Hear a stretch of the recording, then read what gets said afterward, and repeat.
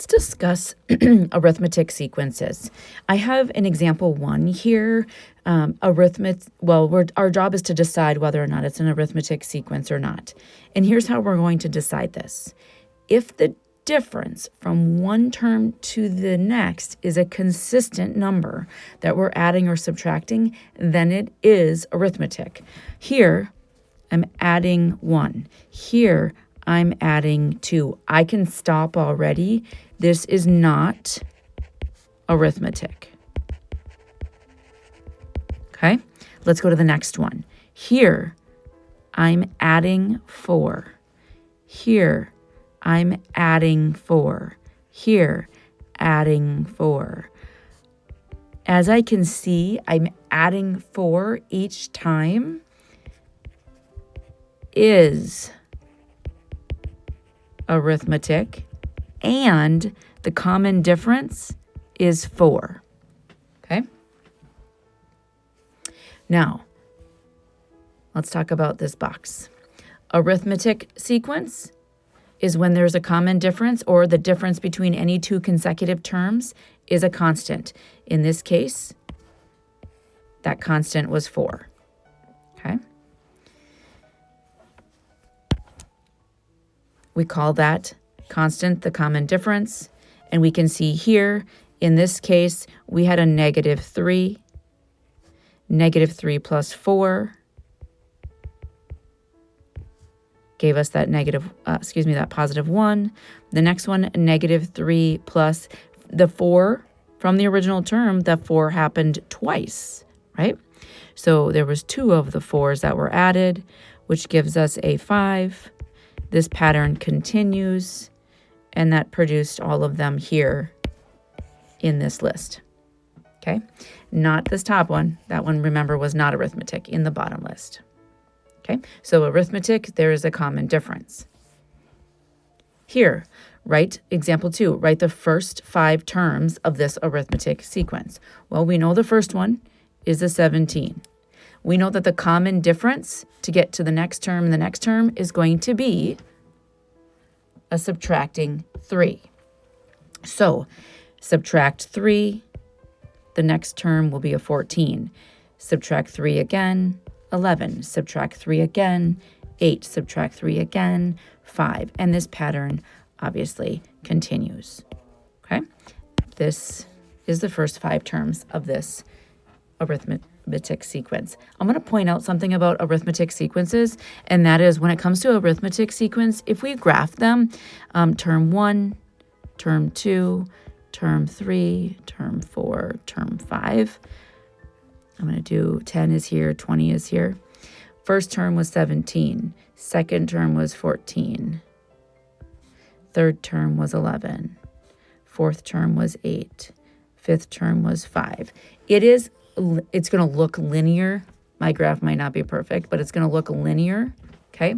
The points. Now, you don't have values in between the dots, right? Because there's just a sequence of values.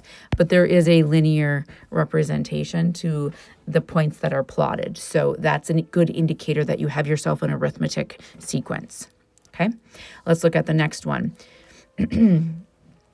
Given a sub 1 is 8, and a sub 4 is 14, find a sub 5. All right, so we have 8 is the first term. There's the second. There's the third. The fourth term is 14, and then this is a sub 5. So this is the one that they're after. Okay, well, picture this. We're starting with 8. We would have to add the difference once there,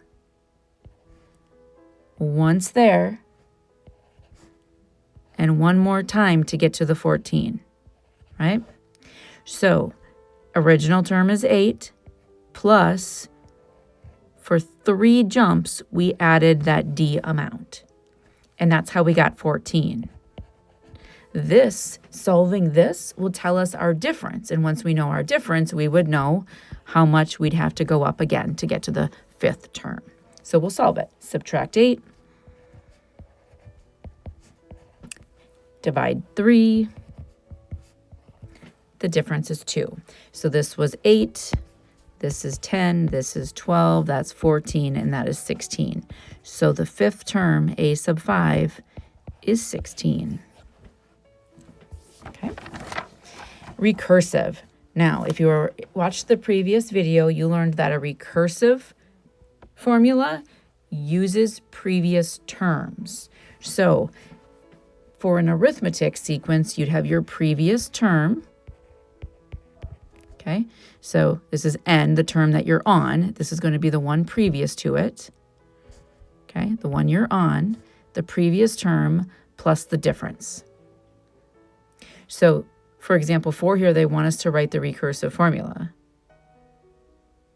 Okay, so we know the first term, right, is negative 18.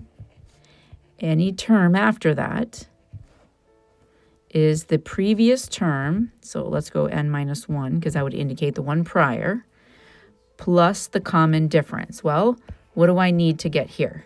I'm going to add, I am adding from negative 18 to negative 7, I'm adding 11. Does that work again here? Does that adding 11? Yes. How about here?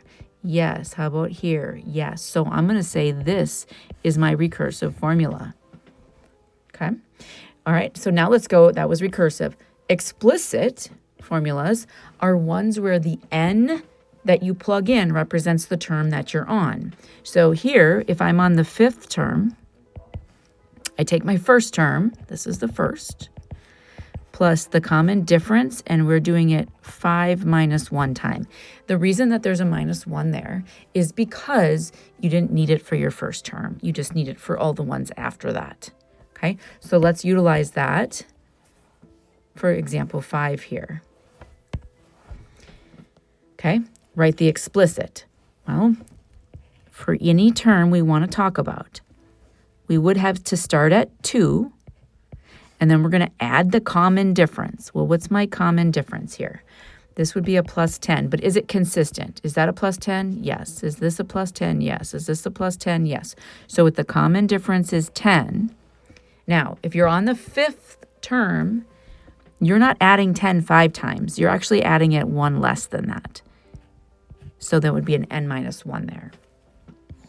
And if you're asked to do this in, say, practice problems, you could definitely test one out. So let's test out a sub 4. Starting with the 2, and we're adding 10 4 minus 1 times. So what is 2 plus 10 times 3? 32. Did that work? Yes, it did. So I like that. All right, let's keep moving. Find the number of terms in this finite sequence. So we don't know how many there are, but we do know that this is the last term. Okay, so I'm going to write this explicitly. So explicit formula is we're starting with an 8, and we're subtracting 7 n minus 1 time. That is that explicit formula, right? Okay, so this works until we get to the very last term, which is negative 41. So how many terms are there? Well, if the very last term is a negative 41, I just have to solve this for n. So subtract the 8, or we could clean house, whichever you want to do. Okay. If we subtract 8, we'll have negative 49 is equal to, I'm going to distribute here, negative 7n plus 7. I'm going to subtract 7, and I'll get a negative 56 is equal to a negative 7n. Whew. I'm going to divide negative 7, and I'll get n as 8. So that means that this is a sub 8, which means there are 8 terms in this sequence. Okay? All right. I want to come back and point something out about number 5. If you are in a course of mine and you're checking, say, the solutions, there's a possibility that the solution in, say, the back of the book, just cleaning house here a little bit, looks like that. So it could say this, or it could say that a sub n is equal to 10n minus 8. And the only reason I'm pointing this out is so that you're not scared if your answer and what's in the back of the book look slightly different. It is just because one has been manipulated or simplified a little bit more than the other. Not wrong, just different. Okay, both correct. All right, let's keep moving here. Example 7, solve an application problem. So here we have a 5-year-old child receives an allowance of $1 each week. So I'm going to say 5 years old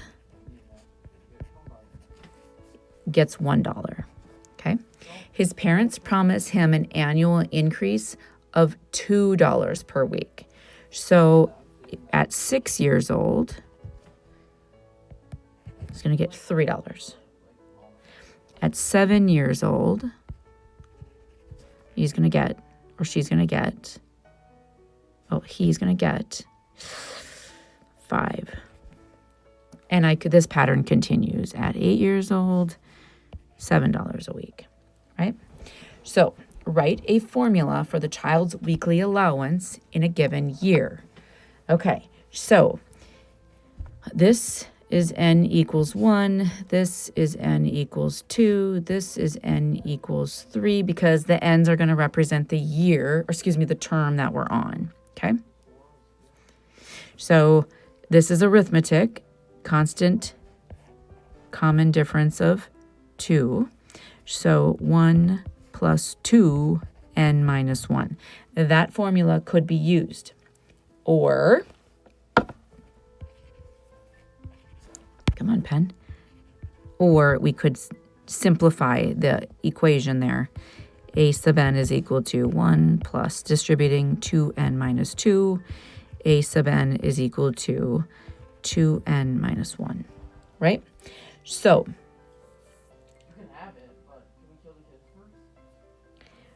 write a formula for the child's weekly allowance in a given year. So this is a formula where n equals 1 is his age 5 year. Okay? The book may represent this differently. Maybe the book doesn't start counting until year 6, right? So if you're looking at the book, maybe it's represented differently. We just have to be careful about it. So I'm going to say that this is my equation as long as when n is 1, we're talking about when he's 5 years old. Okay? Now, that's A. B, what will the child's allowance be when he's 16? So if n is 1 on year 5, then when he's 16 years old, what will my n be? Right? I'm going to say, is it 11 or is it 12? Right? So from 5, I'm going to say it is 12. And why am I saying that? Well, this is 11 later, right? 11 years later. However, this wasn't year 0. So maybe if we make this year 0, then this formula changes, right? So if we plug a 12 in, we're going to get 24 minus 1, $23. Now, the hardest part here is to wrap our head around why n is 12. So let's do this. 5, the reason I'm putting a 12 in here is that the gap between 5 years to 16 years is 11 years later, right? But I'm starting at year 1. So what is 11 years later? 11 years later would be an n equals 12, okay, which would produce the $23.